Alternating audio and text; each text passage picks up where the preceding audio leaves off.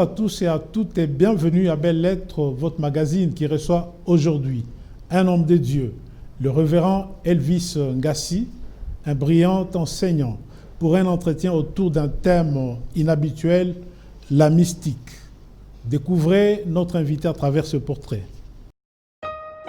Le révérend Elvis Ngassi Gupani Matondo est le pasteur principal du centre évangélique Mongarizim de l'ECC, 4e communauté des frères ménonites au Congo et initiateur de World of Grace Ministries. Il est marié à Madame Élisée Mukembe et père de 3 enfants, dont 2 filles et 1 garçon. Théologien des formations en continuité du 3e cycle, dont les recherches portent sur la théologie et l'écologie avec implication ecclésiologique. Il est chef de travaux à l'Université chrétienne de Kinshasa, à la faculté de théologie évangélique. Il est en outre prédicateur, conférencier, coach en mentalité progressive et auteur de plusieurs ouvrages et articles. Parmi ces ouvrages, il y a entre autres Partenaire financier avec Dieu, La bénédiction du sacrificateur, La mystique, Rencontre, Union et Illumination, Théorie de l'évolution, Traitement de l'âme pour une vie pleine, Mort de Jésus, un échec, Donne-moi un corps vu dans la perspective de la mission, l'utopie.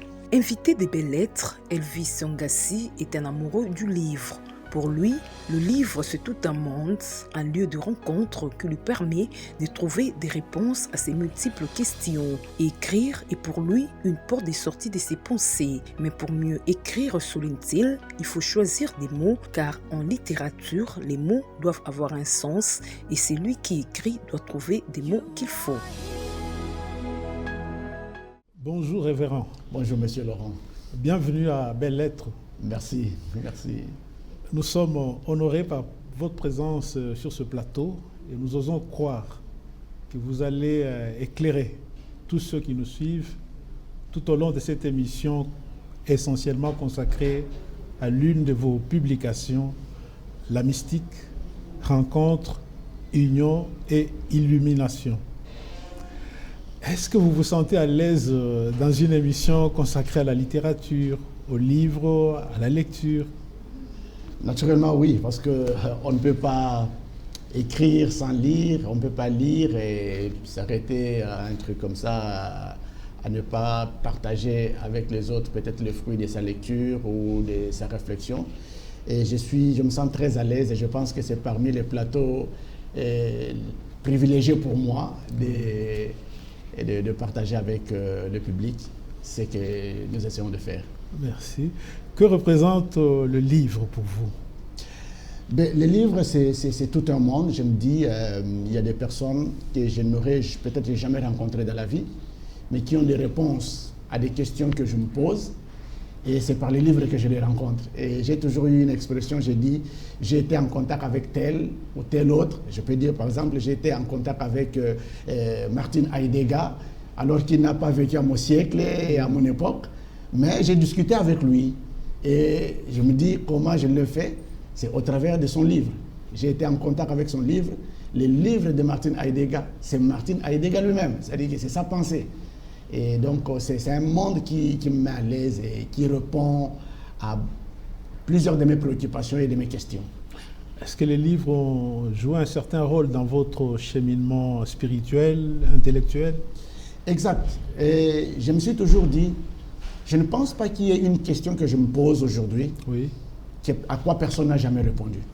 Certainement, il y a quelqu'un quelque part qui a répondu à cette question, mais que je n'ai pas encore rencontré. Et peut-être que je ne rencontrerai pas individuellement ou face à face. Mais au travers des livres, je le rencontre. Je me rappelle un jour, j'étais en train de me poser autant de questions et j'ai toujours une expression, je me dis, j'ai épuisé la dimension de la connaissance que j'avais, oui, et je dois chercher une autre. Et quand je m'imagine ou je prie, généralement je tombe sur un livre. Et un jour je suis tombé sur un livre d'un auteur, Paul Tournier, oui, qui a écrit sur l'aventure de la vie. Et il m'a répondu à beaucoup de mes questions et de mes préoccupations. Donc les livres ont trop apporté dans ma vie et je crois que certainement les 60% de la vie, je les ai tirés, dont les informations ont été tirées des livres. parce que beaucoup de personnes, je ne les ai pas rencontrées. Personnellement, c'est dans les livres que je les ai rencontrés. C'est tout un monde. À part cet auteur que vous venez de citer là, il n'y a pas d'autres auteurs qui vous ont marqué? Ben, déjà, dès le bas âge, Oui. je crois, je ne sais pas si cela avait été le cas pour tout le monde, Hergé qui a écrit Tintin, Oui. avait été l'un des auteurs avec sa bande dessinée. J'ai presque lu toutes les bandes dessinées de Tintin. Et après, j'allais à Saint-Paul, Oui. avec ces Zamenga Zamenga. que j'ai rencontrés. Oui. Et l'un des livres que j'ai trop aimé, c'est le Bandoki. Bandoki, oui. Ouais. J'ai aimé ces livres et c'est là que j'ai trouvé un terme Bindoti, là. C'est dans ces livres-là. Et il y avait aussi un grand frère à moi qui parlait trop de Zamenga et avec, je crois, la carte postale. Oui, carte postale. Voilà, j'ai eu accès à ces livres. Mais une fois allé aux humanités, Oui. j'ai fait la section littéraire. Ah bon? Et donc, à partir de 5e, 6e, vous avez la rhétorique et ça commençait à changer un peu la vision des choses. Et c'est là que j'ai rencontré le monde philosophique. Ah oui.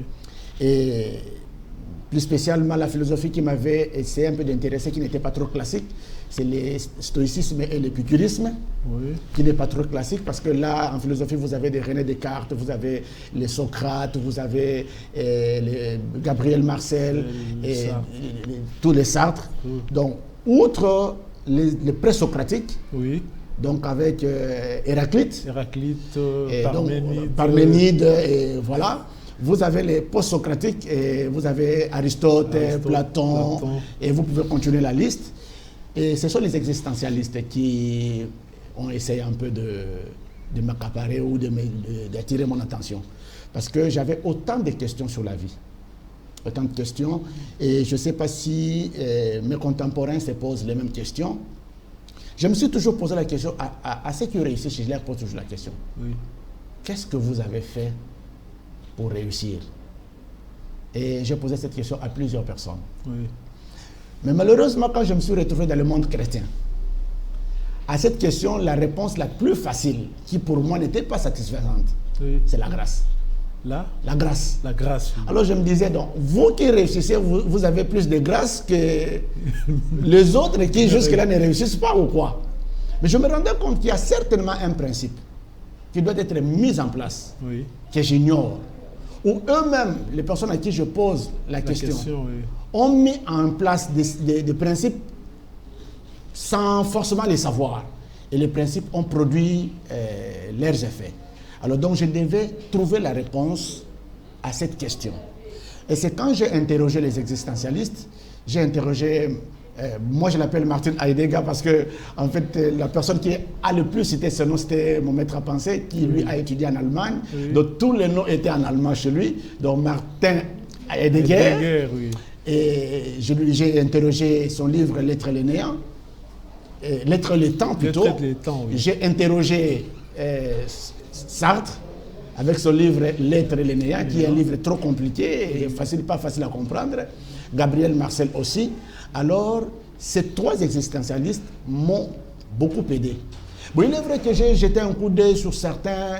En théologie, nous parlons de théologie de la mort de Dieu. Oui. Hein, dont des philosophes qui ont parlé de la mort de Dieu, Nietzsche. Oui. Et vous avez aussi Karl Marx, Kant, et toutes ces personnes-là. J'ai essayé de jeter un coup d'œil dans ce qu'ils ont écrit et finalement. Mais la chose qui m'intéressait un peu, ou qui me dérangeait un peu, c'est le fait que Karl Marx dise que la religion était l'opium du peuple. Oui.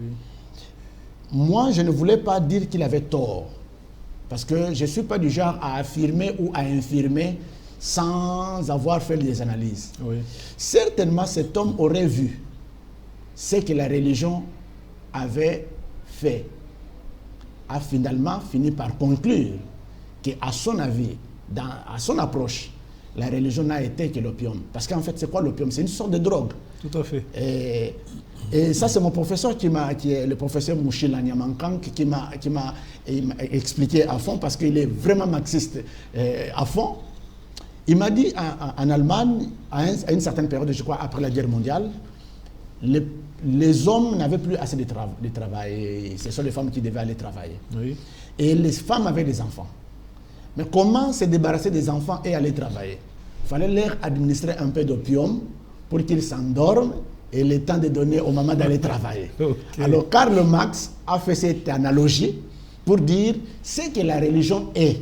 Oui. C'est un peu comme une sorte d'opium qu'on donne aux individus. Ils n'ont pas le temps de réfléchir et ils appliquent les choses telles qu'ils les voient. Et souvenez-vous que nous sommes presque à la sortie du siècle des Lumières. Oui.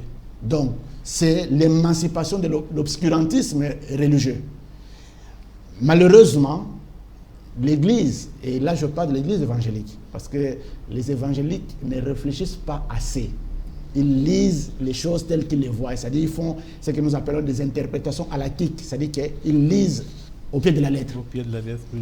Alors, pour eux, Karl Marx n'était ni plus ni moins un vrai athée au vrai titre de mot. Mais bon, moi je ne le prends pas comme ça parce que je l'ai étudié et je l'ai pris de l'autre côté. Mais le siècle des Lumières, en Allemagne, a permis à la théologie d'avoir le sens qu'elle a aujourd'hui. Ailleurs, peut-être que ça a terni l'image de la religion, de l'Église et de la Bible, mais pas en Allemagne. Parce que l'Allemagne s'est développée foncièrement dans sa théologie avec les siècles de lumière. Ah, vous entendez parler, vous avez des prédispositions à la philosophie. Pourquoi n'avez-vous pas fait la philosophie après vos humanités? Ok. C'est ce que je voulais, en fait. Oui. Alors, j'avais rencontré, mon professeur de philosophie aux humanités était un religieux. Oui. Si je ne me trompe pas le nom, il est frère Joséphite de Kinzambi, donc c'était frère Munyololo. Alors, il revenait de l'Italie où il avait fait ses études. Alors, c'était lui mon professeur de philosophie. Alors, de temps en temps, j'allais le voir, on discutait philosophie. Et finalement, je lui ai dit que je voulais faire la philosophie. Alors, il m'a dit, non, je pense qu'il faut faire autre chose. Parce que d'après lui, si j'étais philosophe, je vivrais une vie ridicule. Les philosophes, ils restent dans leur tête, ils s'imaginent trop de trucs et ils ne sont pas trop pragmatiques. Ils sont déconnectés de la réalité. Ils ne sont pas trop pragmatiques. Mais il me sentait vraiment pragmatique. Alors, il m'a déconseillé de faire la philosophie. Mais pourtant, je me rendais compte qu'il était difficile de réfléchir si je ne passais pas par la philosophie. Alors, je me suis fait un self-made man. En fait, donc, ça dit que j'ai appris la philosophie et après mes études, après mes humanités, donc j'allais à la bibliothèque. Comme autodidacte. Comme autodidacte. Et j'ai lu la philosophie et je me suis servi du peu que j'avais appris à l'école et j'ai essayé de... Parce qu'à l'école, on m'avait juste parlé de Sartre avec son livre L'être Lénéen que je n'avais jamais vu. Et pour être franc, c'est en 2013. Alors j'étais à Paris, j'avais une amie, une blanche, qui aimait lire. Alors finalement, elle m'a dit, il y a une bibliothèque, on est en train de vendre les livres à prix bas. Oui. Alors si on peut aller. Donc quand je suis allé, les deux livres qui m'ont intéressé quand j'ai vu, c'est L'être Lénéen et L'être Létan. Alors donc j'ai acheté les deux livres pour essayer de lire. Et voilà, et dans mon fond philosophique, je répète à fond les deux auteurs, donc Martin Heidegger et Jean-Paul Sartre. Qu'est-ce qui vous plaît dans la philosophie? Bon, la beauté de la réflexion, vous voyez. La beauté de la langue aussi. Oui, de la langue. Il y a un style, il y a un langage, et il y a toute une beauté intérieure. Oui. Partons par exemple de Socrate. Oui. Commençons par lui, parce que Socrate a divisé le temps philosophique en deux, comme Jésus a divisé le temps normal en deux, avant Jésus, après Jésus, après Socrate, avant Socrate. Et à l'école, on m'a juste parlé de lui, et tout ce que je sais, c'est que je sais que je sais que je ne sais rien. Oui. Et la maïotique, qui était l'une de ces méthodes de l'ironie socratique. Alors, finalement, j'ai essayé de regarder comment cet homme a essayé un peu de révolutionner son monde, oui. Et je me suis dit, mais il n'était pas autre chose ou quelqu'un d'autre qu'un philosophe. C'est-à-dire que j'ai comme l'impression que les philosophes tirent les idées au-delà de nous, dans un monde qui n'est pas forcément celui que nous partageons. C'est pas le monde des idées. Le monde des idées. Comme Platon. Oui, comme Platon en fait. Il use l'intelligence au-delà d'elle-même pour entrer dans un monde complétatif. C'est exactement un peu la mystique, vous voyez un peu. Oui. La mystique et la philosophie vont un peu ensemble. Alors je me suis dit, j'essaie d'entrer dans ce monde-là. Et entrer dans ce monde, j'ai compris beaucoup de choses. J'ai compris par exemple le Dasein de Martin Heidegger. C'était extraordinaire. Celui qui écrit finit toujours par écrire. C'est votre cas aussi. Ben oui. L'écriture, en fait, qu'est-ce qui s'est passé? On était au secondaire, j'avais un ami, et je ne dois pas perdre de vue son nom. Walter Kuzekemena, voilà. Alors avec lui, on jouait à un jeu. Ouais. La première des choses, on voulait avoir une belle écriture. Donc on avait toujours un bon stylo et toujours du papier. Oui. Et deuxièmement, on commençait à écrire des petites histoires. Et donc déjà en première et deuxième secondaire, on pouvait écrire. Bon, on écrivait tout et rien. Et surtout qu'on pouvait lire des livres, on allait à la, comment on appelait ça, Alliance franco-zaïroise à l'époque. Oui. Donc on allait lire certains livres et on commençait à tenter d'écrire. Et finalement, on s'est séparés. Lui est allé faire les scientifiques, moi je suis allé faire la section littéraire. Mais après l'école, on continuait à écrire. Mais je me disais, pour bien écrire, oui, il faut avoir un style, oui, mais il faut aussi maîtriser le principe de l'écriture. Tout à fait. C'est-à-dire je ne peux pas écrire dans un domaine que je ne maîtrise pas. Mais jusqu'en 6e des humanités, je n'ai pas un domaine clair d'écriture. Alors, je vais tenter de faire l'économie avant. Oui. Et je fais 3 ans à l'UNIKIN, ah bon, dans la même promotion. Hein, et ne vous en faites pas. En première grade, il y a 3 ans. Je ne passais pas de classe. En principe, j'aurais déjà épuisé la session. Mais quand on arrivait pendant la session, je ne faisais pas. Et je fais 3 ans. Alors, mais c'est quand mon élimination est arrivée sur la théologie, c'est là que je me suis dit, ok, je vais partir du fond théologique pour écrire, mais je vais utiliser comme moyen la philosophie. Donc, la philosophie va m'aider à réfléchir et à écrire. Oui. Donc, ce qui fait que ce n'est pas aussi facile de lire un livre que j'ai écrit sans avoir un fond philosophique. Pourquoi écrivez-vous? Ok. La pensée a des grilles, des portes. Oui. Soit c'est la bouche, oui, soit c'est la main. Alors, donc, tout ce qui est dans ma tête, oui, doit trouver une porte de sortie. Oui. Alors, la première porte de sortie que j'ai, c'est la bouche. Donc, je suis prédicateur à l'église, oui, je suis conférencier, je suis coach et je suis enseignant à l'université. Donc, c'est la première grille, avec comme instrument de travail le verbe. Mais la deuxième grille, c'est la main, avec comme instrument de travail la plume. Alors, c'est juste pour moi les 2 moyens d'expression, de partager mon expérience, de partager ma connaissance, de partager mes réflexions avec les autres. Parce que moi aussi, les autres ont partagé les réflexions avec moi. C'est la seule motivation? C'est l'une des plus grandes motivations. L'une des plus grandes motivations, et c'est cela un peu. L'argent vient après, je ne sais même pas si je gagne avec ça. La mystique, rencontre, union et illumination. C'est le titre de l'une de vos publications. Ouais. N'avez-vous pas peur d'utiliser des vocables comme mystique, illumination, initiation, qui souvent dans notre contexte renvoient à l'occultisme, à l'ésotérisme? Exact. C'est-à-dire que c'est justement par là que j'ai même déjà commencé mon livre. Ah bon? Vous m'avez posé la question. En fait, écrire, c'est trouver un langage. Ouais. C'est trouver une expression. On n'écrit pas pour le plaisir d'écrire. Ce que vous dites doit avoir un sens, doit exprimer clairement ce que vous voulez. Et malheureusement, le mot initiation, le mot mystique, les mots vibration, tous ces mots, l'Église l'a relégué à un autre plan et l'a attribué à une certaine catégorie. Mais la question que je me pose est celle-ci. Est-ce que ces mots sont absents de la Bible? Pas forcément. Si vous voulez lire la Bible comme un simple évangélique, hein, le commun des mortels, Oui. vous voulez voir les mots noir sur blanc, alors là, vous avez fait fausse route. Mais moi, je peux voir derrière le mot, les vrais mots. Et je pense que, ce n'est pas moi qui le dis, ceux qui font la métaphysique le disent, Oui. en métaphysique, les mots ont des sens. Et je pense que dans la littérature, le mot doit avoir de sens. Oui. Et celui qui écrit doit trouver les bons mots qui puissent donner un vrai sens. Mystique, rencontre, union, illumination, jusque-là, c'est rien.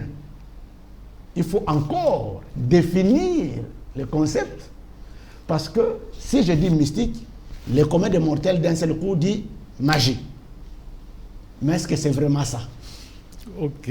Avant qu'on arrive à la mystique chrétienne, qui est le sujet de votre ouvrage, Exact. j'aimerais que vous puissiez réagir par rapport à certaines tentatives de définition du mot mystique. Hein. Une certaine définition du mystique. La première, c'est la mystique est la pratique de la méditation comprise comme une quête d'un état d'unification silencieuse, un état de recueillement. C'est parmi les meilleures définitions. C'est l'une des définitions de la mystique. Oui. Ce n'est pas écarté. Vous voyez, donc moi, en définissant, je ne pouvais pas prendre toute la panoplie de définitions. Donc, j'ai pris ce qu'il fallait, mais je sais que c'est cela la définition. C'est l'une des définitions. Une autre tentative de définition, là, la mystique est une pratique en vue du développement du potentiel humain et en tant que telle, elle confère à l'homme des pouvoirs psychiques accrus. Oui, c'est l'une des définitions parce qu'en fait, le pouvoir psychique, c'est un retour vers soi-même. Oui. Il faut les découvrir avant de les appliquer. Or, le fait de faire un retour vers soi-même, c'est déjà une méditation intrapersonnelle. Oui. Ça fait partie des définitions de la mystique. Maintenant, il est question de la personne qui établit la définition, à voir comment il l'articule. Parce que chaque définition doit avoir droit à une articulation. Ok. La définition elle-même, on ne peut pas la dire qu'elle est exotérique ou elle ne l'est pas, mais c'est maintenant l'articulation qui est la chose la plus intéressante. La troisième tentative, c'est la mystique est une science de la conscience qui permet à l'homme de faire face à l'entropie psychique Ouais. propre à la condition humaine pour atteindre une certaine harmonie intérieure, une certaine clarté intérieure. Bien sûr, conscience, c'est déjà ça l'une des définitions de la mystique. C'est-à-dire la mystique a pour fonction, entre autres, de ramener l'homme à la conscience, parce que là où la conscience émerge, je dirais égale, c'est là où le projet de société commence, la vie culturelle commence. Ouais. On ne peut pas vivre comme au hasard. La vie doit avoir, c'est-à-dire qu'il doit avoir un plan et une projection. Mais pour que l'homme arrive à projeter, il doit d'abord avoir conscience. Parce qu'en fait, nous ne sommes même pas conscients de qui nous sommes. Hein, disait Dagamachol, oui. L'homme est l'être le plus lointain de lui-même. Le voyage le plus long, c'est celui qui amène l'homme vers lui-même. C'est aussi un mystique. C'est un mystique, Dagamachol. Oui. C'est un mystique. C'est-à-dire que c'est Jésus de Nazareth Oui. l'a dit. Vous voulez prier, le premier mouvement, c'est faire quoi? C'est rentrer en vous-même. Même, oui. C'est une méditation intrapersonnelle.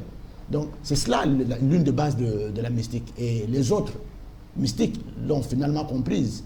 Et nous, la mystique chrétienne, d'ailleurs les chrétiens, parce que tous les chrétiens ne sont pas mystiques, n'ont pas compris ça. Et la mystique est devenue comme une denrée appartenant à une catégorie de personnes, alors que ça devait être ce que tout le monde devait être.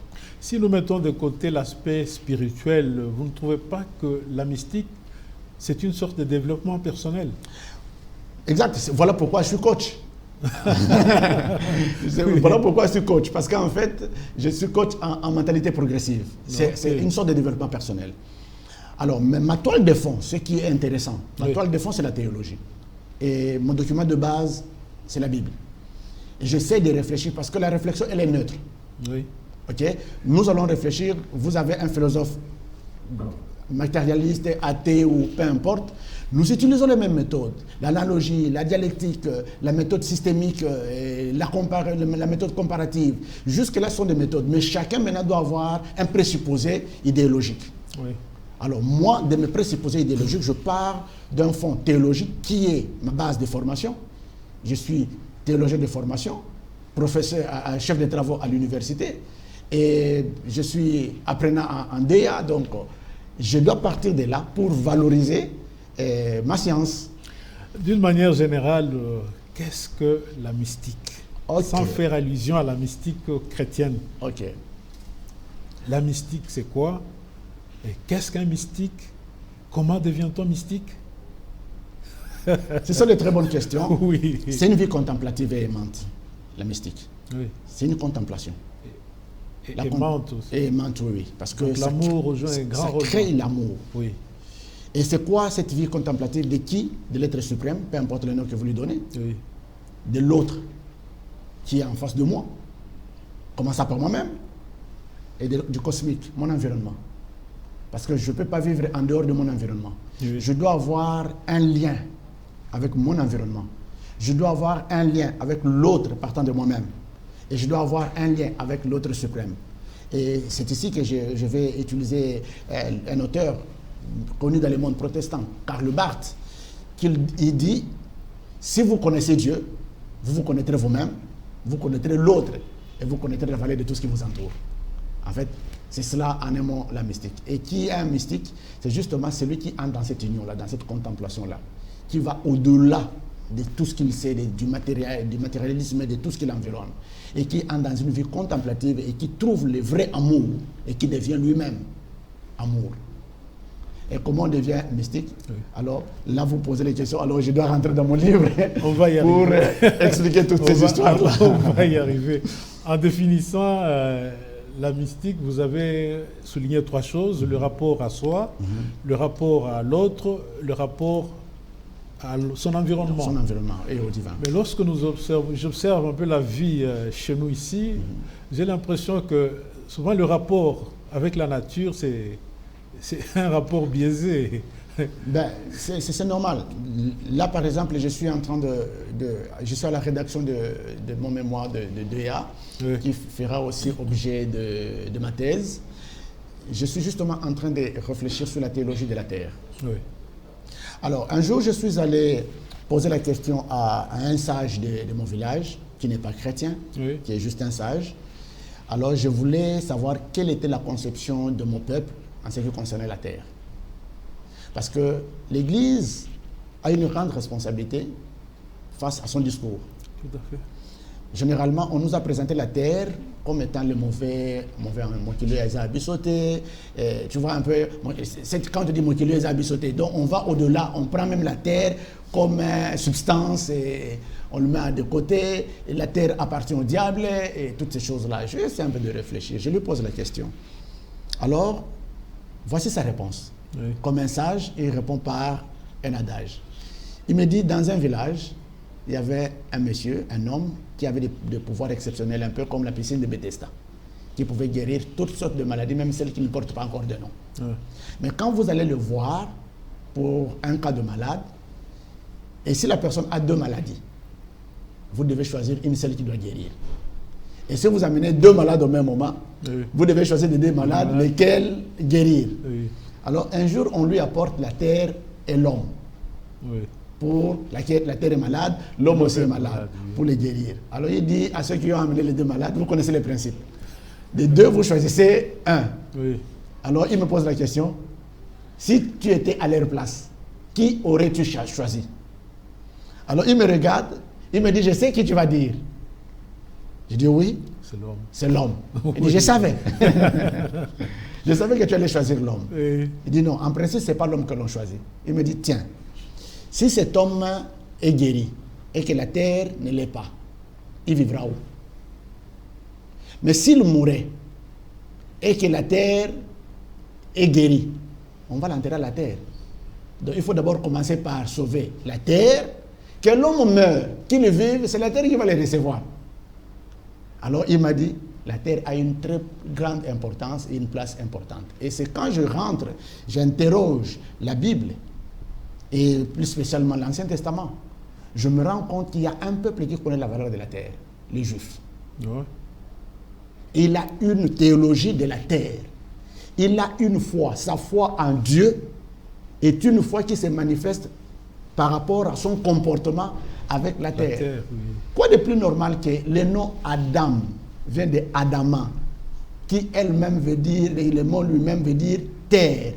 Donc Adam comme substance partage la même nature substantielle avec la terre.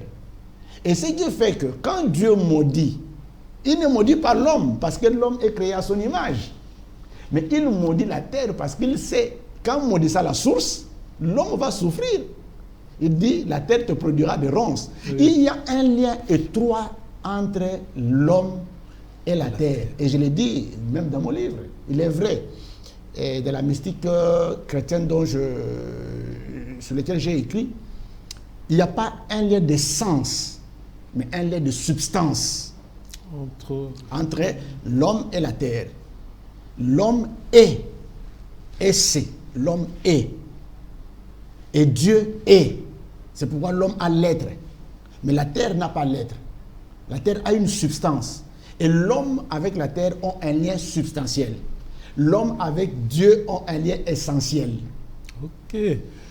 Ça me fait penser à Edgar Morin, un sociologue et philosophe qui parle de la terre comme Gaïa.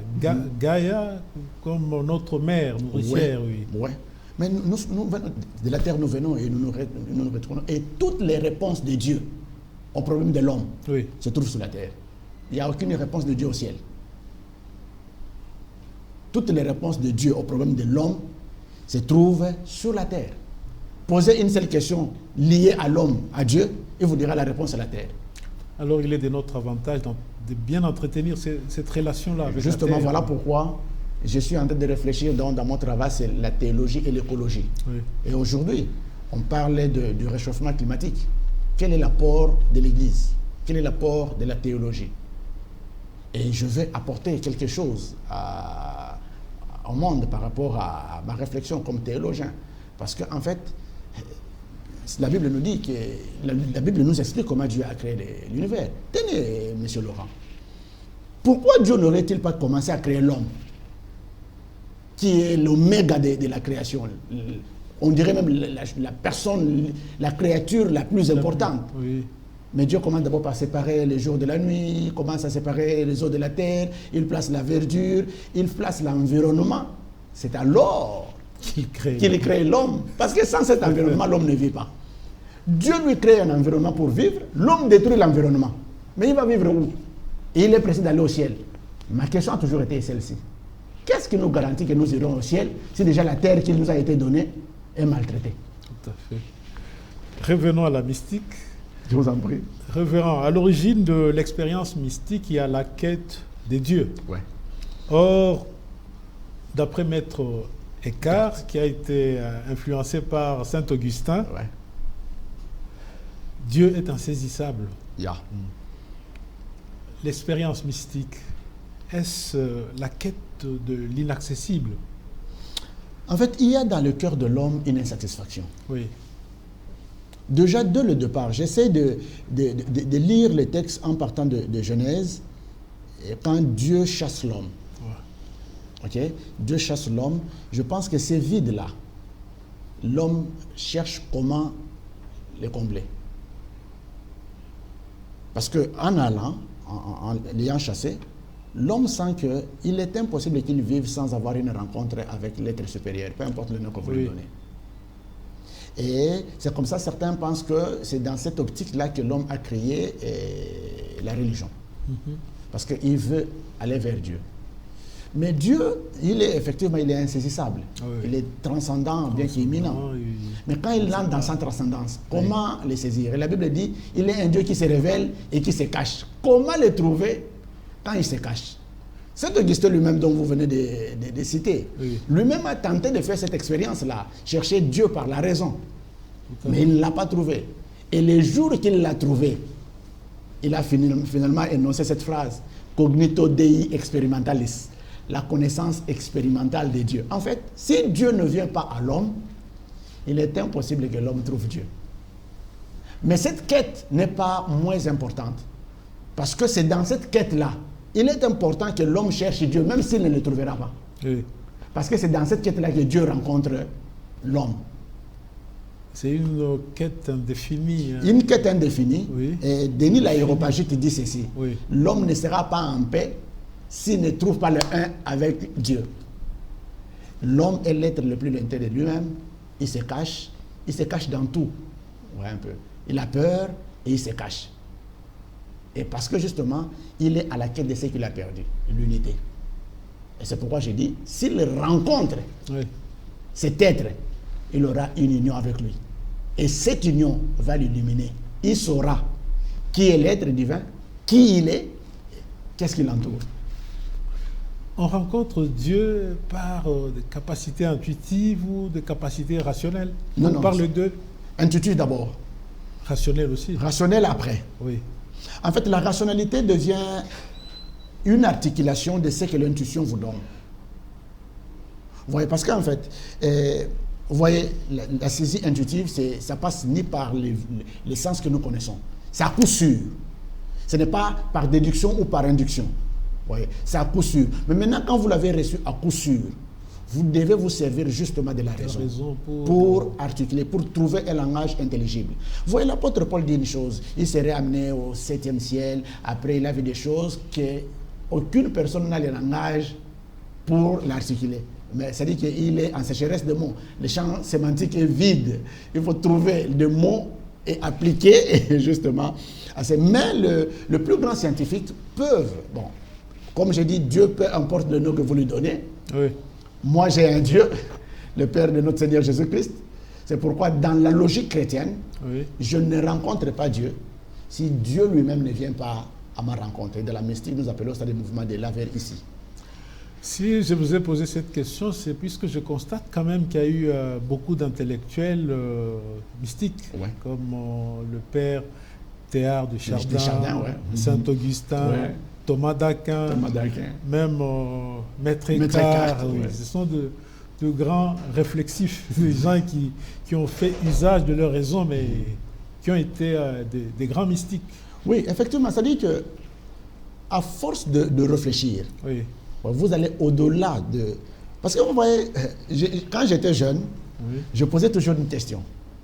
Et on finissait par me dire, si tu continues la question, tu deviens fou. Qui est Dieu? Bon, d'où vient l'homme? C'est Dieu qui l'a créé. Et Dieu qui l'a créé, après on te dit, papa, ne continue pas avec cette question, sinon tu vas devenir fou. En fait, c'est là où nous bloquons. C'est là où on nous bloque. Mais la raison peut se hisser au-delà d'elle-même. Pour entrer dans le monde contemplatif. Et il va rencontrer certainement une conscience supérieure, peu importe le nom que vous lui donnez. Mais Saint Augustin, dans sa démarche, effectivement, il est parti de la démarche intello, mais finalement, ça n'a pas abouti exactement à ce qu'il voulait. Mais ça l'a quand même amené quelque part. C'est ça la quête. Il faut avoir une quête. Si vous n'avez pas cette quête-là, Dieu peut même venir à votre rencontre, c'est que vous le voyez. Ce n'est pas en vain que Dieu a rencontré Moïse. Ce n'est pas que Moïse était passif. Ouais. Il y a tout un arrière-plan de l'histoire de Moïse que peut-être que les prédicateurs ne nous disent pas. Moïse est un fugitif. Il a fui. Mais il a fui quoi? Il a fui la colère politique. Et il a fui la colère divine. Parce qu'il a derrière lui tous les dieux égyptiens qui doivent les traquer. Mais il a aussi derrière lui la politique de Pharaon. Alors dans son endroit de refuge, il doit chercher des réponses à ça, parce qu'il est en insécurité. Il va chez les Mandjadites et il habite chez un prêtre. C'est pas un hasard. Mais qu'est-ce qu'il apprend du prêtre? Il apprend que sur cette montagne, c'est la montagne de Dieu, la montagne de Elohim, de plusieurs dieux. On ne leur donne pas un nom. Ok? Alors, ça c'est la première information qu'il a. Mais la deuxième information qu'il a, et c'était une information pour tous les sémitiques, la montagne est la porte des cieux. Parce que quand vous regardez la montagne de loin, la montagne vous donne l'impression d'avoir touché le ciel. Et ce n'est pas en vain que Genèse 6 parle des tours de Babel. Qu'est-ce que ces gens se sont dit? Nous construisons une tour dont les sommets toucheraient le ciel et nous verrons Dieu. Donc c'était leur pensée.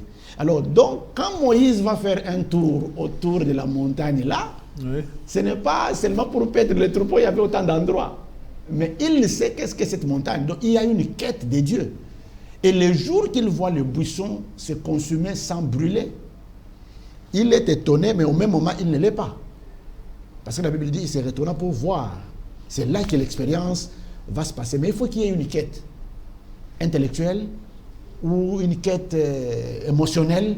Mais il faut qu'il y ait une quête, et c'est de cette quête-là que vous rencontrez l'être divin. Et que dire de Paul avec son expérience sur le chemin de Damas? Ce sont des expériences, effectivement, je lis côte à côte Paul, Moïse.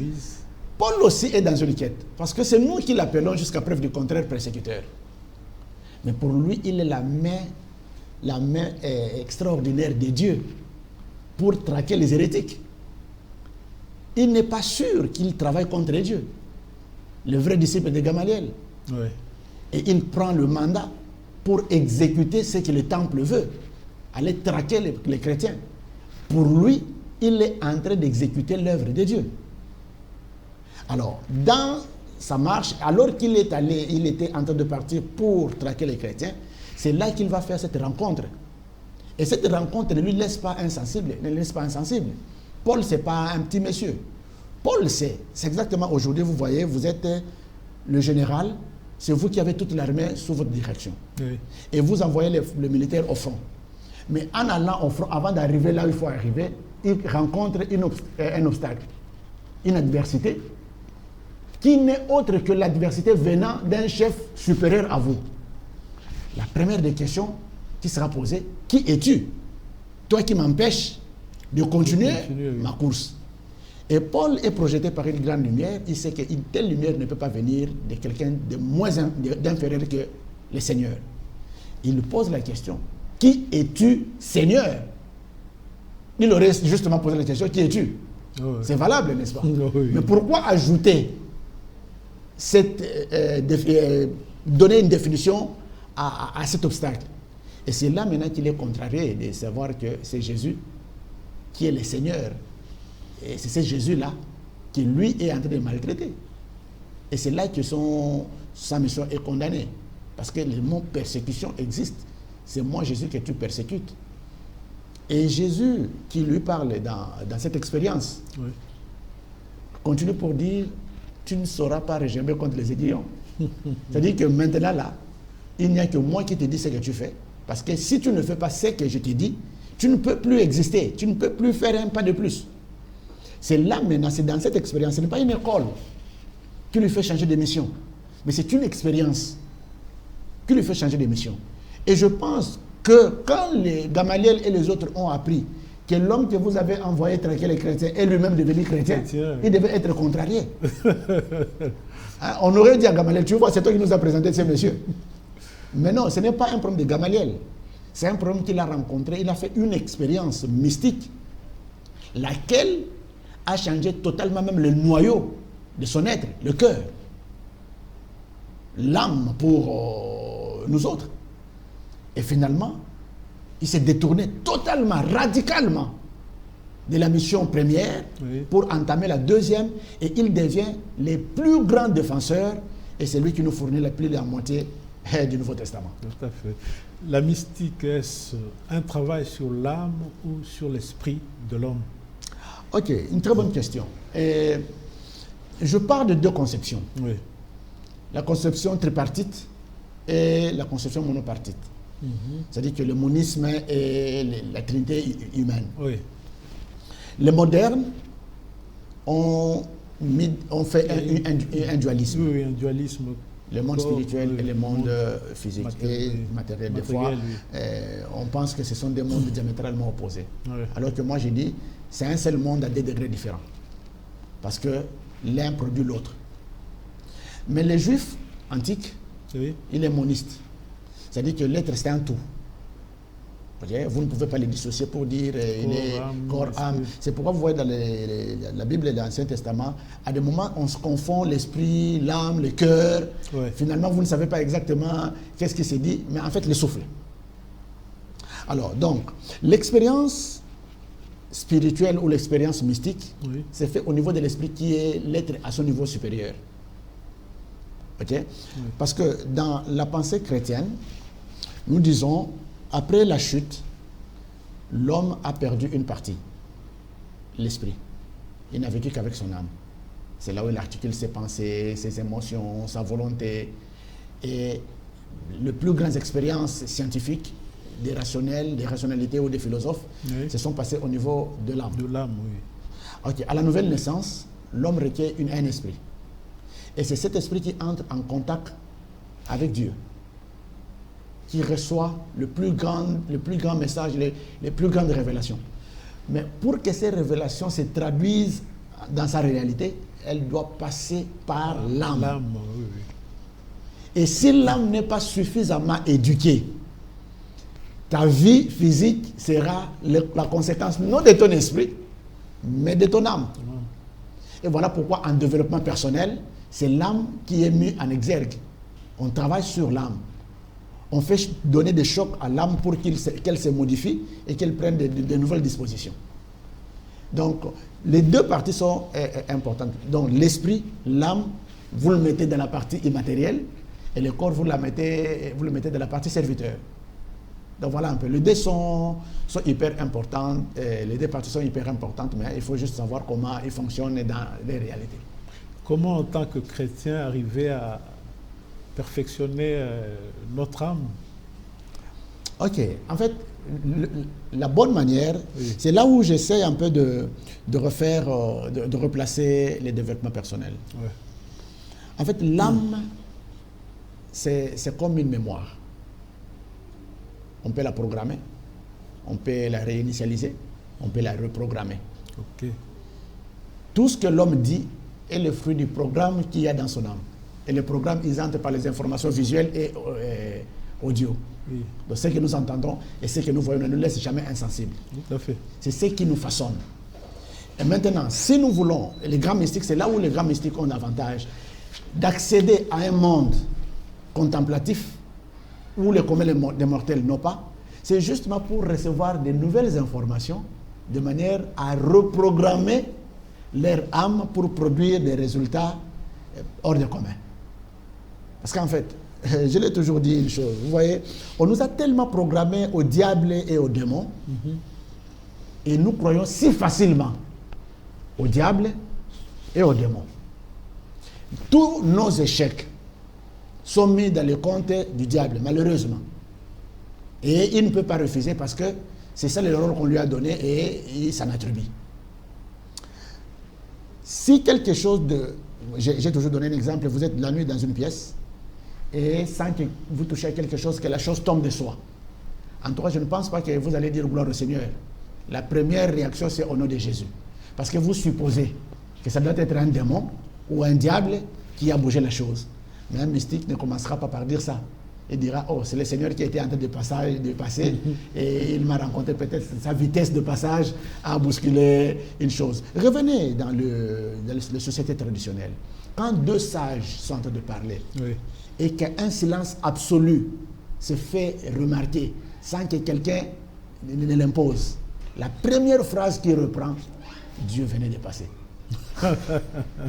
Donc même nos sages du village savent que voici ce que la présence de Dieu peut faire. Donc en fait, ce sont les informations que nous recevons qui doivent modifier notre âme, qui, elle, vit principalement des informations, soit vécues, soit entendues, soit vues, et qui créent notre réalité. Okay. Avez-vous déjà vécu une expérience mystique? Autrement dit, êtes-vous mystique dans une certaine mesure? Dans une certaine mesure, oui. Oui, ça sera malaisé que je dise le contraire. Oui. Sinon, je n'aurais pas écrit. En fait, ce livre, c'est ça mon credo. C'est un recueil pour moi. quelle que soit la pensée que j'articule, quelle que soit la prédication que j'articule, vous trouvez cette prédication implicitement ou explicitement dans ces livres. Oui. En fait, c'est ça moi. C'est ça ma profession et ma confession de foi. Et donc, déjà, qu'est-ce qui a fait que j'aille faire la théologie? J'étais un frère à l'église, comme tous les autres frères. Ce serait suffisant. Mais j'avais certaines expériences à l'époque que j'essayais d'expliquer même à mes responsables. Oui. Qui n'arrivaient pas à comprendre ça et qui reléguaient ça dans le monde. Ils me disaient, frère Elvis, tu commences à lire des livres bizarres alors que je n'avais lu aucun livre bizarre. Les livres que je lisais se retrouvaient dans la bibliothèque. Martin Heidegger se trouve dans la bibliothèque. L'épicurisme, c'est une philosophie qui est connue. Et le stoïcisme, c'est connu. Oui. Alors, finalement, je me suis dit, qu'est-ce qui me prouve que les expériences que je fais peuvent être doctrinalement normales? Alors, je me dis, il faudra que je connaisse la théologie. C'est l'une des choses qui m'amène en théologie. Pour comprendre la doctrine chrétienne, parce qu'on suppose que la faculté de théologie est la seule capable de nous expliquer la doctrine chrétienne, parce que ceux qui l'ont élaborée étaient des théologiens. Donc c'est ce qu'ils enseignent. Donc je suis allé. Et c'est là, en allant, je me suis rendu compte qu'il y avait des mystiques. Maître Eckhart, Saint Thomas, de Chardin, et toutes ces personnes. Oui. Alors, j'ai trouvé pratiquement une maternité facile à naître et à émerger. Oui. Alors, Saint Jean de la Croix a été l'une des personnes qui m'a le plus marqué dans sa mystique. J'ai eu des expériences. Quand par exemple je parle de la mystique comme étant l'expérience de l'humain, c'est-à-dire que c'est plus facile aujourd'hui d'être en contact avec Dieu, parce que tout ce que nous disons pendant l'adoration, c'est en fait l'amour que nous manifestons à Dieu. Vous ne pouvez pas dire des mots si vous ne l'avez pas contemplé. Quelqu'un qui dit une phrase qu'il a entendue est différent de quelqu'un qui dit une phrase de la réalité qu'il a vue ou vécue. C'est là où je fais toujours une aventure. Une maman entendait à l'église pendant l'adoration, on dit Dieu tu es 3 fois saint, lui elle entendait 3 fois 5. Donc après un jour, un jour elle devait adorer Dieu elle-même, oui. Elle a dit Dieu tu es 3 fois 5, donc 15. Alors que ça dit qu'il y a quelque chose qu'elle a entendu, qu'elle n'a pas expérimenté. Alors, mais avec Dieu c'était facile. Premièrement, je fais ce qu'on appelle la mystique de la croix. Ok? Oui. La mystique de la croix. En fait, un jour, j'étais en train de prier, j'ai posé la question au Seigneur, est-il possible que maintenant te connaissant, que j'échoue comme j'échouais sans te connaître? Voilà. Alors, je me suis plongé dans une grande vie ascétique, c'est-à-dire le jeûne et les prières, et j'en ai fait. D'abord, je suis allé pour dire, je prie. Si je ne le vois pas, je reste là. Mieux vaut mourir sans le voir, parce que ça servira à quoi de vivre sans lui. Sans lui. Parce que la vie sans lui, je sais ce que ça produit. Oui. Et de la manière dont on me présente Jésus pour dire, avec lui, on fera les exploits. Moi, j'ai besoin des exploits. Donc, je veux les chercher, c'est la quête. Je veux les chercher. Si je ne les trouve pas, ça me concerne que moi, quelqu'un peut en faire une critique, il est libre. Je veux les chercher. Alors, en les cherchant, en priant, finalement, à un moment, j'ai comme une illumination. Là, c'était où? On est à Kinshasa. On est dans les années 96. Oui, mais où précisément? Je suis à la forêt, vers Kimwenzala, seul. Ok. Je suis allé mourir. J'avais un aîné avec moi à l'Uniquine. Vous êtes allé à la rencontre du néant de Dieu. Du néant de Dieu. Oui. Moi, je me dépouille de tout. J'avais un aîné, quand il étudiait, il disait, ne me dérangez pas, je me suicide. Oui. Alors moi aussi, je me suis dit, je vais me suicider. Je vais chercher Dieu. Si je le trouve, je reviens. Si je ne le trouve pas, on reste là. Et c'est pendant ce temps, j'ai eu une illumination. C'est comme si j'étais dans un monde tout autre. Et que je parlais avec une voix. Et la voix voulait m'expliquer le chemin du calvaire. Tu vois ce que les catholiques font, le chemin de la croix. Non, là, ce n'était pas que je devais porter une croix physique. Non, mais en fait, on m'a amené dans une expérience réelle. On m'a projeté dans cette expérience. Pour me dire, regarde, il était homme. Mais il a accepté ça, parce qu'il voulait à ce que tu parviennes à ce que tu recherches. Et donc, il a fait toute une nuit Oui. en train de prier. Et ce que la Bible nous dit, sa sueur devenait le sang. Oui. Donc, alors, essaie de prier toute une nuit. Et la Bible dit, il priait avec des cris. Alors, prie avec des cris, tu vas voir l'énergie que tu vas dégager. Naturellement, la journée, tu seras fatigué. Donc, je ressentis ça. De cette prière-là, on est venu le prendre là. On l'a traîné chez Caïphe, chez Pilate. Je sentais ce mouvement-là dans mon être. Et finalement, on l'a flagellé. C'est là que l'expérience s'est arrêtée. Donc, quand les coups que l'on donnait sur Christ, je le ressentais sur ma tête et sur mon corps. Vous n'allez pas croire, je fais une crise. C'est-à-dire, c'est à l'hôpital que je me suis retrouvé. Je ne sais pas qui m'a amené, comment je me suis retrouvé, mais quand on est arrivé au niveau de la chicotte là, oui, c'est là que mon corps a cédé. Mais l'histoire a continué. Il ne s'est pas arrêté à la chicotte, il a accepté la croix. Essayez de toucher seulement une chose très élevée pendant quelques minutes, vous avez mal ici. Mais là, ce n'est pas que lui avait touché la croix, mais c'est la croix qu'il avait tenue. Il a des clous. Des clous, oui. Voyez comment les rasoirs nous blessent. Et là, ce sont des clous. Il devait rester suspendu sur les terres pendant autant d'heures. Mais il pouvait dire qu'il est fatigué, qu'il descende. Il n'est pas descendu. Tout ça, non pas parce qu'il voulait seulement te sauver, mais parce qu'il voulait aussi te donner la victoire. Alors c'est là que cette phrase sortira, elle va retentir dans mes oreilles. Il ne te demande plus rien d'autre, parce qu'il a déjà fait ce qu'il fallait faire. Tu crois, et l'histoire est résolue. C'est là, sortant de cette expérience, que j'ai commencé à réfléchir sur la croix, et j'ai écrit un livre, Mort de Jésus, un échec. Je me suis posé la question. En fait, je voulais dire que la mort de Jésus n'était pas un échec. Il est exactement mort, et c'est la mystique de la croix qui me permet de savoir. Donc quand je parle de la croix, je ne la parle pas parce que j'ai lu, mais c'est parce que je porte le stigmate de la foi dans mon expérience intérieure. Ça, c'est par rapport à Jésus. Mais par rapport à l'autre, parce que la mystique, c'est aussi l'expérience que j'ai avec l'autre. L'autre, oui. L'autre n'est pas comme M. Sartre. Je ne vois pas l'autre comme étant un jugement pour moi, quelqu'un qui me limite. Parce que Sartre dit, il est inquiet de la manière dont l'autre le voit. Parce que souvent on nous voit de la manière dont nous ne sommes pas. Les gens disent de nous des choses que nous ne sommes pas. Et nous ne sommes pas prêts à faire ça. Mais qu'est-ce que nous allons faire? Nous sommes victimes du jugement des autres sur nous. Et Sartre ne voulait pas ces jugements. Et il a carrément dit, l'enfer, c'est l'autre. Oui. Mais Gabriel Marcel a dit non, l'autre c'est mon achèvement. Et je suis allé dans l'expérience de Gabriel Marcel. Qu'est-ce que l'autre? Oui.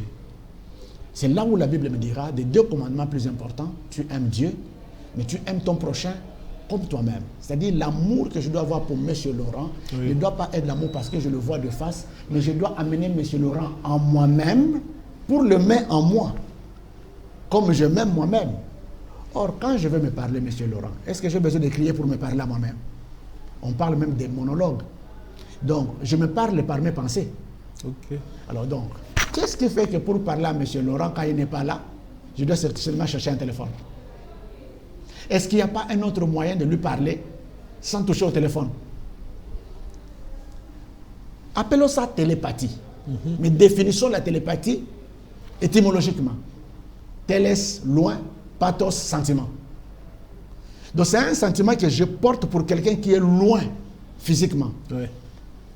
Sans d'autres méthodes, ce n'est pas la télépathie avancée, la télépathie facile. J'ouvre une parenthèse que je vais fermer tout de suite là. Oui.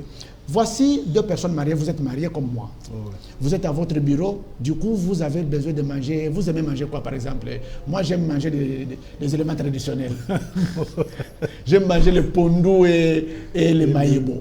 Moi aussi. Alors du coup, tu as envie de manger ça. Mais tu n'as pas le temps d'appeler ta femme. Oui. Ta femme va au marché, en train de circuler tous les endroits qu'on doit acheter. Du coup, elle se sent projetée, trop tirée vers le pondou et les maïbo. Oui. Elle achète le pondou, elle achète les maïbo. Elle vient à la maison, elle prépare. Le soir, quand vous rentrez, vous arrivez là, on vous présente la nourriture, c'est le pondou et les maïbo. Vous posez la question à votre femme. Comment tu as su que c'est ce que je voulais manger? Elle vous répondra, J'ai juste senti un sentiment. Mais c'est cela la télépathie. Oui. Nous le faisons d'une manière naturelle. Naturel, oui. Alors, mais dans la mystique, ça ne se fait pas au hasard. Ça peut se faire normalement. J'amène la personne en moi-même. Je vis avec elle comme possédant une seule âme. Et l'apôtre Paul le dit, rendez ma joie parfaite en ayant une seule âme, une seule pensée, un seul sentiment. Comment c'est possible s'il n'y a pas d'expérience mystique? Vous voyez, comment c'est possible? Donc, j'ai fait ces expériences et avec Dieu, avec le prochain. Et je pouvais, à l'époque, on était fiancés avec ma femme. Alors, pour se voir, il fallait quitter d'un endroit vers un autre. Si vous ne vous déplacez pas, vous ne vous voyez pas. Qui avait le téléphone? On n'en avait pas. Moi, je ne me suis pas marié très tôt. J'ai quand même 17 ans, hein, donc il faut reculer. On a commencé les fiançailles dans les années 90, donc 98, 99, et on était étudiants et l'état déterminé. On n'avait pas le téléphone. Alors je lui ai dit un jour, voilà ce que je pense. On doit tenter cette expérience. On doit commencer à se parler. Je dis comment? Je dis non, tu me parles en toi et moi je te parle en moi. Je dis ok, on va tenter. Ok, je lui parle à moi-même, je lui dis, oh, voilà, j'ai besoin de te rencontrer à tel endroit. Est-ce que tu peux venir à telle heure? Parce qu'en fait, qu'est-ce que j'ai compris? Si nous parlons à Dieu, nous ne le voyons pas. Dieu nous écoute, n'est-ce pas? Il nous répond. Personne ne l'a jamais vu. Comment nous faisons pour entrer en contact avec lui? Ok. Maintenant, si vous et moi, nous sommes chrétiens, vous parlez à Dieu, Dieu vous écoute. Moi, si je parle à Dieu, Dieu m'écoute. Mais pourquoi nous ne pouvons pas passer par ces dieux-là pour nous parler nous deux? Alors je crée un triangle. C'est comme le téléphone. Si je prends mon téléphone et vous prenez le vôtre, même si nous sommes en face là, nous nous appelons. L'appel ne passera pas comme ça. L'appel doit d'abord aller vers le satellite et le satellite va renvoyer l'appel sur vous. Alors j'ai dit, avec Dieu, on fera comme ça. Seigneur, j'ai besoin de rencontrer ma fiancée en tel endroit, en telle heure. Est-ce que tu peux m'aider à transmettre la nouvelle? Et la nouvelle est transmise. Et moi, je me déplace. J'arrive à l'endroit. J'attends. Et tu la verras venir. La première fois quand elle est venue, elle dit non, je sentais que je devais venir. Elle dit ne sens plus. Maintenant, on comprend que c'est... Et on l'a fait, ces expériences dans les années 98, 99, on les a fait. Donc aujourd'hui, même si je vais parler à mon épouse sans téléphone ou avec téléphone, je peux le faire. Quel rôle joue le Saint-Esprit dans la vie du mystique? C'est comme l'exemple que je venais de donner ici. Oui. Déjà, pour qu'on se sente chrétien, c'est le Saint-Esprit qui témoigne. Mais il témoigne à un endroit précis de notre être, à notre esprit. Romains chapitre 8, à partir du verset 13, ça nous raconte cette histoire. L'Esprit rend témoignage à notre esprit que nous sommes enfants de Dieu. C'est ça le point de départ. S'il n'y a pas d'esprit, il n'y a pas de témoignage d'appartenance à Dieu. Ça, c'est un de deux. Parce qu'il est là. C'est lui la respiration du mystique. C'est lui le souffle. Le souffle du Tout-Puissant qui donne de l'intelligence. C'est lui. C'est lui qui favorise toutes les expériences. Soit avec Dieu, soit avec l'autre, soit avec le prochain. Moi, je me dis à des moments, nous gaspillons la présence du Saint-Esprit. C'est un gaspillage. À des moments, le Saint-Esprit s'étonne de nous. Voici une des expériences que je fais. Je ne perds rien. Si je perds quelque chose, je la retrouve. Forcément. Même après quelques jours. Un jour, je suis en train de partir, je vais voyager. Alors, j'étais allé quelque part. En entrant, on m'avait demandé la carte rose. J'ai donné la carte rose. En sortant, on m'a remis la carte rose. Je n'ai pas su où j'ai mis ça. Est-ce dans la poche et quelque part. Mais les jours suivants, je devais voyager. Et je voyage sans savoir où est restée la carte rose. Donc, mon épouse conduit le véhicule sans carte rose. Mais c'était une préoccupation. Alors, je me retrouve une fois en Europe. Je prie Dieu. Je dis, mais tu étais là quand je me donné la carte rose, n'est-ce pas, Saint-Esprit? Tu avais vu parce que toi, tu es omniprésent. Il n'y a aucun endroit où tu n'as jamais été. Tu es partout. Donc, quand on me remettait la carte rose là, ça semble être banal, hein? Oui. Mais j'aime cette banalité dans la mystique. Quand on me remettait la carte rose, tu l'avais vu ou pas? Certainement, tu l'avais vu. Mais moi, je ne sais plus où j'ai mis ça. Aide-moi à savoir où j'avais mis ça. Et la prière est faite. Un jour, j'ai eu une illumination où on me dit précisément où se trouve la carte rose. Je prends le téléphone, j'appelle mon épouse, ouvre à tel endroit, ouvre tel livre. Dans des livres, tu verras la carte rose. Elle ouvre, la carte rose est là. Ça, c'est le genre d'expérience que moi, j'ai déjà aussi vécu. Le parler en langue, est-ce une condition essentielle pour vivre une expérience mystique? Non, pas forcément. C'est ça justement la différence. C'est-à-dire que quand quelqu'un parle, la prophétie, les charismes. Oui, don spirituel, Ouais. charisme, oui. La nuit obscure de Saint Jean de la Croix Oui. avait assez considéré depuis. Parce qu'en fait, très souvent, nous nous convainquons de la présence de Dieu dans nos vies parce que nous avons parlé en langue ou parce que nous avons prophétisé. Parler en langue, c'est un don. Quand on t'a donné une chose, c'est toi qui sais ce que tu en fais. On peut parler en langue même si on est un vrai pécheur. Mais après que Dieu vous ait donné les dons, Oui, les parler en langue, les dons n'ont plus rien à voir avec les péchés que vous commettez. Vous pouvez même, à la limite, je vais aux extrêmes, quitter la foi chrétienne, mais vous restez avec votre don de parler en langue. Vous restez avec votre don de prophétie. Oui. Ce n'est pas une condition sine qua non de la présence de Dieu. Mais la vraie présence de Dieu, c'est quand vous vous dépouillez de toutes les conceptions que vous faites, intellectuelles que vous faites de Dieu. Oui. Vous vous dépouillez de votre matériel. Parce qu'en fait, à des moments, on pense que le fait d'avoir le bien, c'est la présence de Dieu. Je ne dis pas qu'il n'est pas en avoir, c'est sa présence ou son absence. Ou que le manque est une piété. Non. À moins que ce soit volontairement que je renonce. Mais il faut faire comme si on n'en avait pas. Et je pense que Sénèque, dans ses écrits, Oui. a demandé justement à ce que les hommes vivent au-delà de ce qu'ils ont, ayant comme si n'ayant pas. Oui. Une distance avec ce que j'ai. Un certain détachement. Un certain détachement. Oui. Parce qu'à des moments, on confond l'être et l'avoir. Hein? Je pose la question, Monsieur Laurent, qui êtes-vous? Monsieur Laurent répond, j'ai un diplôme. La question est posée sur l'être, mais la réponse est donnée sur l'avoir. L'avoir, oui. C'est ça justement la difficulté. Oui. Et souvent, on est sûr. Vous avez déjà appris que quelqu'un est mort parce qu'on lui a demandé son téléphone par les bandits, il a refusé de donner. On lui a pris son véhicule, il l'a riposté, on l'a tué. Parce que justement, notre être est trop attaché à nos avoirs. En deux moments, nous nous définissons, non pas sur base de ce que nous sommes, Oui. mais sur base de ce que nous possédons.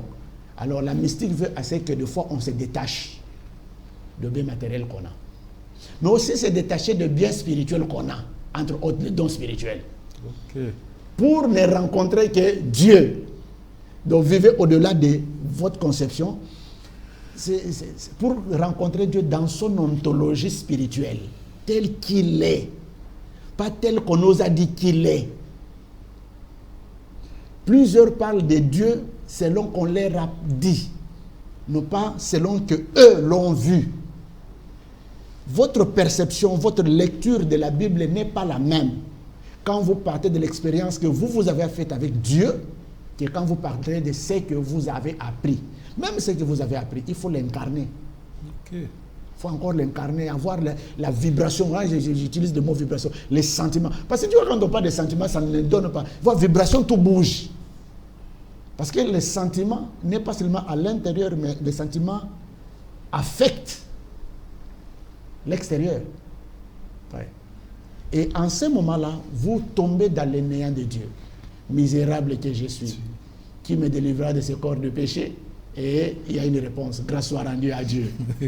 Tu vois, c'est cette expérience que Gabriel Marcel appelle, c'est-à-dire le néant de Dieu. Et ça, c'est important. Et on arrive à la mystique quand on entre par la porte étroite. On se dépouille. On rencontre Dieu dans ce qu'il est, dans ses possibilités illimitées. Limité. C'est comme ça que vous voyez à des moments, on connaît vos travail, on connaît ce que vous devez gagner naturellement comme salaire, mais vous vivez au-delà de ça. Manquant l'explication, l'homme noir tombe dans le monde des esprits. Asimbi Kisi. Alors, où sont les possibilités illimitées de Dieu? Ok. Là, nous sommes en train de chuter. Est-ce que notre société a besoin des mystiques? Naturellement, je crois que... Quelle est la finalité des mystiques? La finalité, c'est la vie réelle. Oui. En fait, je réfléchis toujours sur le rôle social de la foi. Ok? Prenons un exemple, M. Laurent. Nous avons vécu le moment de Covid. Vous savez quelle psychose cette maladie peut créer? De toute ma vie, on ne m'a jamais imposé de rester à la maison sans sortir. Pas un jour, pas deux. Nous, on avait même la possibilité de sortir. Regardez nos amis en Europe. Ils ne pouvaient même pas sortir pour aller au-delà de 100 mètres de chez lui. Vous pouvez vous imaginer quelle psychose cela peut créer? Combien de personnes peuvent se suicider? Parce qu'aujourd'hui, nous trouvons tout le moyen pour nous disperser. L'homme a un vide. Tout homme en a. Et ce vide-là, chacun le comble de sa manière. D'autres le comblent par le travail. Il est toujours en train de travailler. Il termine un travail, il est dans un autre travail, il termine un travail. Parce qu'en fait, il est en train de se fuir. Les autres entrent dans la drogue. Dès qu'il est drogué, il entre dans un monde où il n'y a pas de souffrance, il est à l'aise. Chacun de nous exprime ça. Maintenant qu'en ce moment-là, on avait tout arrêté. Oui. Tout ce qui pouvait être non palliatif à nos vides a été arrêté. Vous pouvez vous imaginer comment l'homme vivrait? Et c'est en ce moment-là que la mystique nous produit des énergies pour vivre au-delà de ça. Posez-vous la question. Comment Simon Kimbangu s'était senti dans une prison de presque 1 mètre carré où il ne pouvait pas faire assez de mouvements et il devait vivre dans cette prison 25 ans sans une énergie mystique? Comment vivrait-il? Voyez un peu. Comment? Alors, c'est-à-dire, nous avons besoin de ça. Aujourd'hui, tout est énergie. Les hommes ont besoin de l'énergie pour vivre au-delà de tout. Le choc de l'avenir, c'est retrouver au milieu des personnes que vous avez aimées hier, qui tous d'un seul coup, comme ils ont reçu un coup de sifflet, qui tournent contre vous. Comment survivre à des situations comme celle-là si vous n'avez pas une énergie mystique et ces liens-là avec l'être suprême qui vous dote de ces capacités pour vaincre les chocs de l'avenir? Socialement, on en a besoin. Là, c'est le mot de la fin et nous vous disons merci. Je vous en prie, c'est moi qui vous remercie. Pour nous avoir éclairé autour de ces concepts mystiques. Ouais. Oui. En fait, moi, je vous remercie. Je remercie franchement la chaîne. Oui. Parce que, vous voyez, il y a des émissions et des émissions. Si j'ai écrit un livre, en tout cas, ce n'est pas au bar qu'on doit me recevoir. C'est sur un plateau comme celui-ci. Ouais. Où la personne qui pose des questions a déjà lui-même une certaine intelligence et une certaine connaissance, qui vous pose des vraies questions, qui vous permettent de bien expliquer. Oui. Donc c'est un privilège pour moi de participer à cette émission, d'être sur ce plateau. Et je souhaite plein succès à cette émission et que le Congo trouve une opportunité dans les émissions où les grands esprits, les grandes intelligences peuvent parler. Parce que l'Europe s'est transformée, la France principalement, avec les siècles de lumière. Ah oui. Les grandes intelligences se sont levées, ils ont créé le paradigme qui crée l'Europe aujourd'hui. Et nous sommes dans une situation difficile. Nous avons besoin d'un paradigme nouveau. Et ce sont des grandes intelligences et des grands mystiques qui doivent venir pour créer ces paradigmes. Encore une fois, merci. Je vous en prie, merci. Aujourd'hui, nous avons reçu le révérend Elvis Ngashi, un homme plein de lumière et qui nous a suffisamment éclairé sur le mystique. Nous vous disons merci de nous avoir suivis et vous fixons rendez-vous au prochain numéro de Belles Lettres. Bye bye.